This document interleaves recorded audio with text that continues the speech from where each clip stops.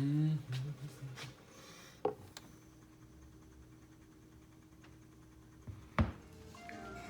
VC, welcome back to the Personal Oasis.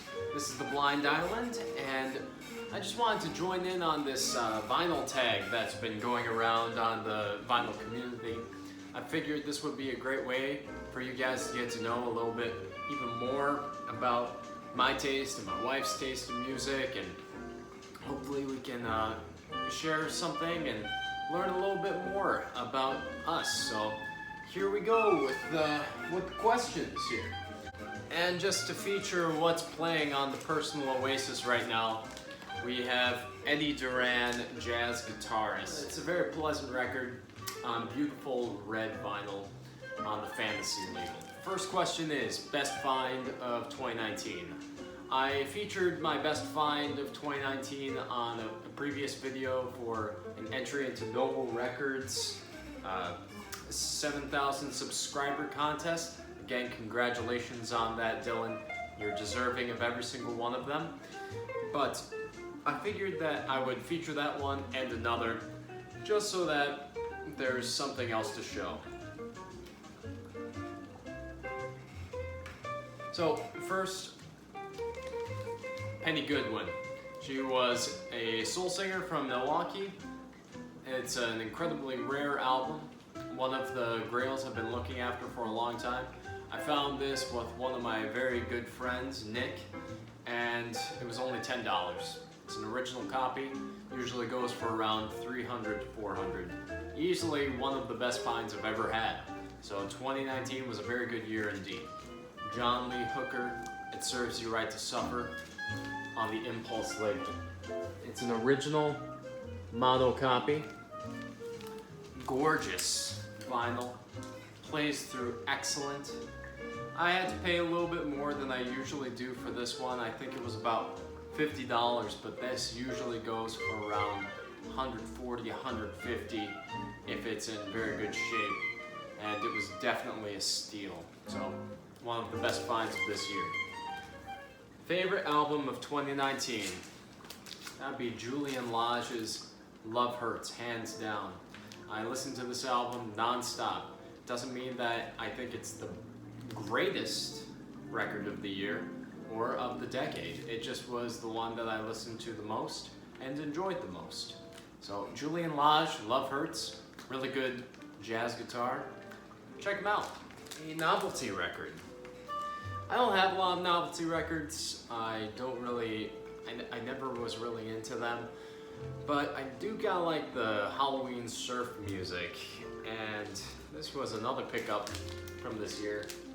The Ghouls, Dracula's Deuce. This is basically in the style of Monster Mash with some surf rock and hot rod rock thrown in there as well with some instrumental numbers. The instrumental numbers on here are surprisingly good.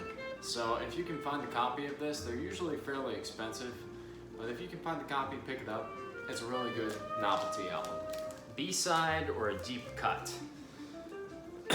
And I decided to go with another jazz guitarist who I have great respect for, and I believe that this is his unsung masterpiece.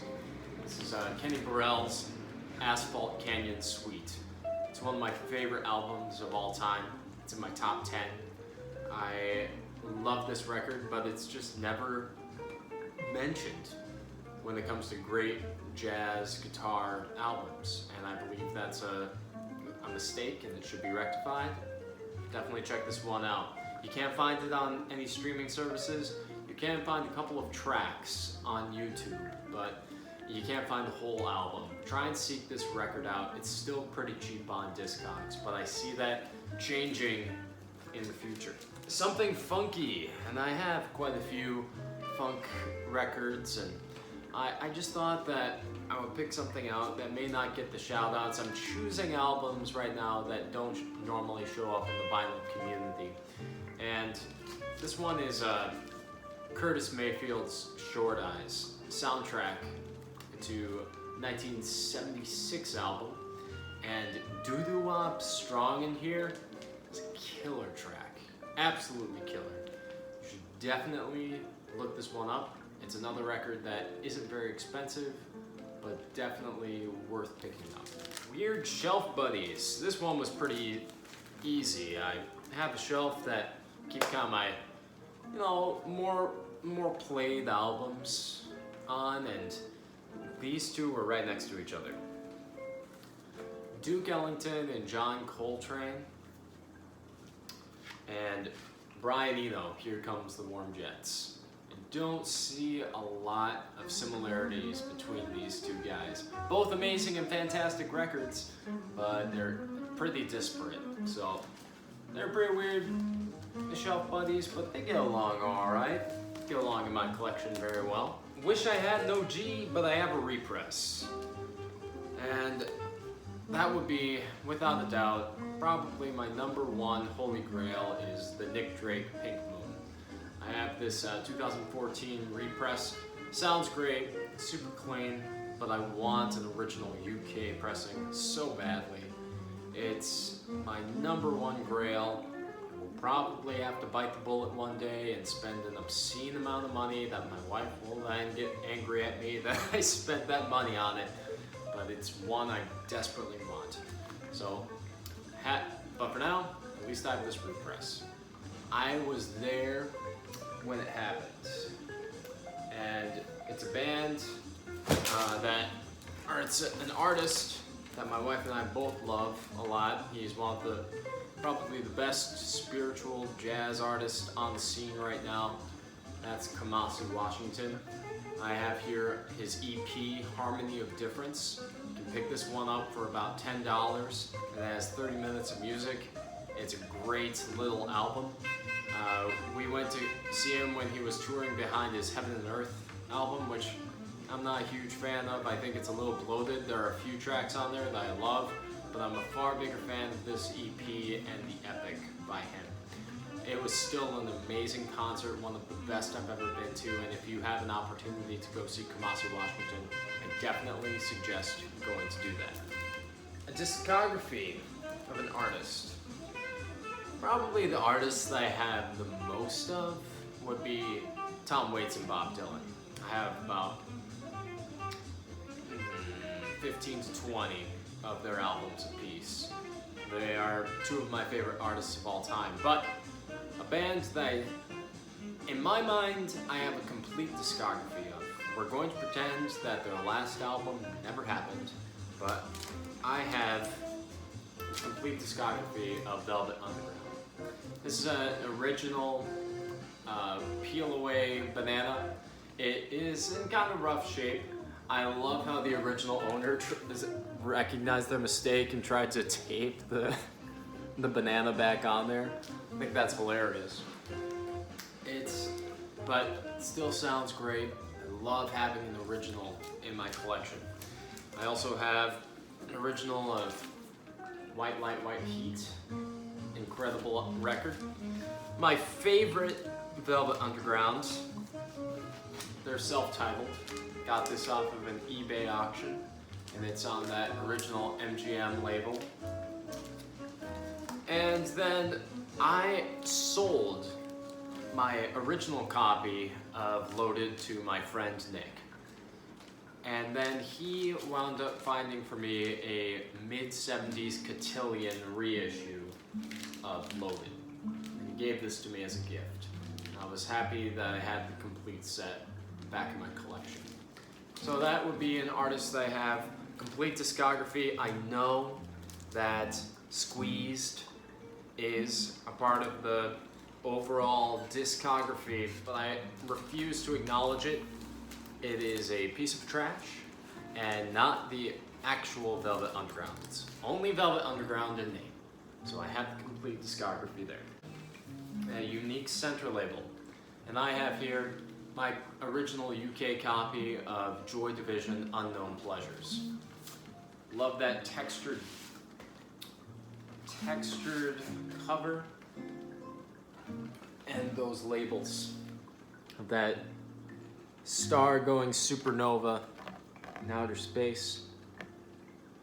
Love that. It's an iconic design, iconic album by an iconic band. Pre-band album. Pretty easy. Here, I have Them, which Van Morrison would go on to be the big breakout star. And, you know, it's a good record. I enjoy this this album. It has quite a few good, slick R&B numbers. You can definitely hear the passion in young Van's voice. You can see him, little Van. Looks like a little boy right there. So, yeah, nice album by a young, just getting started Van Morrison. Now, underrated album, easy for me to pick. Beach Boys Holland. To me, this is my favorite Beach Boys record next to Pet Sounds. I know that a lot of people will disagree with me. They'll say, what about Sunflower? What about Smiley Smile? What about Summer Days, Summer Nights? Or Yesterday and Today. There are lots of Beach Boys records, granted. But to me, the reason that Holland is so special is that it allows the other Beach Boys to shine. It's gorgeous, it's weird, it's funky and groovy, and it also, but never mind the Mount Vernon EP that was attached to this. That was completely Brian Wilson's brainchild, and he had gone off the reservation by that time. But Beach Boys Holland is definitely an underrated gem. Check that out. And batting average, again, I could go with lots of artists that people go with. The Beatles, Rolling Stones, David Bowie, Bruce Springsteen, Bob Dylan. There are plenty of artists that came out with long strings of great albums. But to me, I'm going to kind of pick somebody that doesn't maybe get as much attention for his string of really great stuff that he came out with. That would be Otis Redding. Otis Redding came out with a string of amazing albums. Otis Redding Sings Soul, Otis Blue, Soul album, Pain in My Heart, Dictionary of Soul, Carla Thomas, and Otis Redding, the immortal Otis Redding, Sitting on the Dock of the Bay. Guy barely had a miss. I would say overall, Otis Redding has one of the best batting averages ever. And same album, different cover. I decided to go with my test pressing of Blood on the Tracks. This was an RSD 2019 release of Bob Dylan's original test press of Blood on the Tracks. It just comes in this generic brown sleeve. I'm not a huge fan of their design on this, but the music within is really great. I heard that there was some issues with the pressing of this, and that some people got some pretty bad quality vinyl, which is a shame because mine turned out really well, and I really enjoy this particular version of Blood on the Tracks, even better than the original, which is my favorite Bob Dylan album. An album you bought cheap that's now worth some money. You know, I don't remember a lot of these things, but one that just comes to my mind that is sometimes you buy new records, and always, the new album, if you buy a new album, it goes down in value instantly, unless it's a limited pressing or something. And even then, it's not guaranteed. But I picked up this, I believe it was the 10th anniversary edition of Sufjan Stevens' Come On Feel the Illinois. And it's on colored vinyl, and I believe they only came out with, I want to say, 10,000 copies of this. Great record, one of my absolute favorites of all time. I bought this for around $18.99, and it's now worth about $65 on Discogs. So, great album. Super happy that I picked it up when I did, because it has jumped up quite a bit. Favorite drummer. It's a shame that I don't have any albums by this individual, but they're very, very expensive. That would be Art Blakey. He is one of those guys that I just freaking love. I think that his drumming style is incredible, one of the greatest drummers of all time, regardless of genre. And I don't have any of his albums though, because they're usually insanely expensive. I do have one sitting on my shelf at my other job at a record store, and hopefully I'll be able to pick that one up soon. A musical book I recommend, and this one is one that it doesn't directly correlate with music, but was written by a musician, and it's Leonard Cohen's Book of Mercy. It's a collection of prose poetry that is really beautiful, and Leonard Cohen was one of the best songwriters of all time. Now, I highly recommend that you pick this one up. Turning 20, an album turning 20 in 2020. Surprisingly, I don't have any records that came out in the year 2000. It is not really a period of time that I find incredibly engaging. I know that some people think that's sacrilege, but I do have a record that came out in 1999 that I love, so it's turning 21. It's a bit of a cheat, but this is an album by a band called Yind. It's called the Yind LP, and they are a post-rock group from Seattle, Washington. This was their only release, and it's an incredibly difficult record to find, though it's not insanely expensive yet. So try and pick it up while you still can. And final question is trilogy of albums. Again, I could go a very easy route, choosing a band like Led Zeppelin or, Black Sabbath. There are so many bands that had a run of great records, but I'm going a little off the beaten path here, and I'm going to choose a saxophone player named Joe Farrell. He came out with a trilogy, he came out with a string of albums for the CTI label in the 1970s that are really, really good. And starting with this masterpiece, Outback. He then came out with this space funk modal jazz masterwork, Moongerms, which is a highly wonderful record. I see this becoming a very sought after commodity here in 2020. And finally, Penny Arcade, which came out in 1974. He was really diving deep into the funk fusion of jazz at this time. And there are a couple of, this is the least of the trilogy. It's still an incredibly strong album. I would give this like a B+, but there is one song on here called Cloud Cream where the flute is included, and I am not a fan of jazz flute. But overall, 4 out of 5 ain't bad as far as this is concerned. Really, really quality stuff. And you can pick up his albums usually anywhere between $5 and $15. I highly recommend you get that trilogy of records. So, that was the Vinyl Tag 2020, and I desperately need a swig of this. What'd you guys think of our submission? Were there any records in here that you've never heard of? Records that you really love? Tell us in the comments below, and I hope that you guys have a great day on your own personal oasis. Cheers.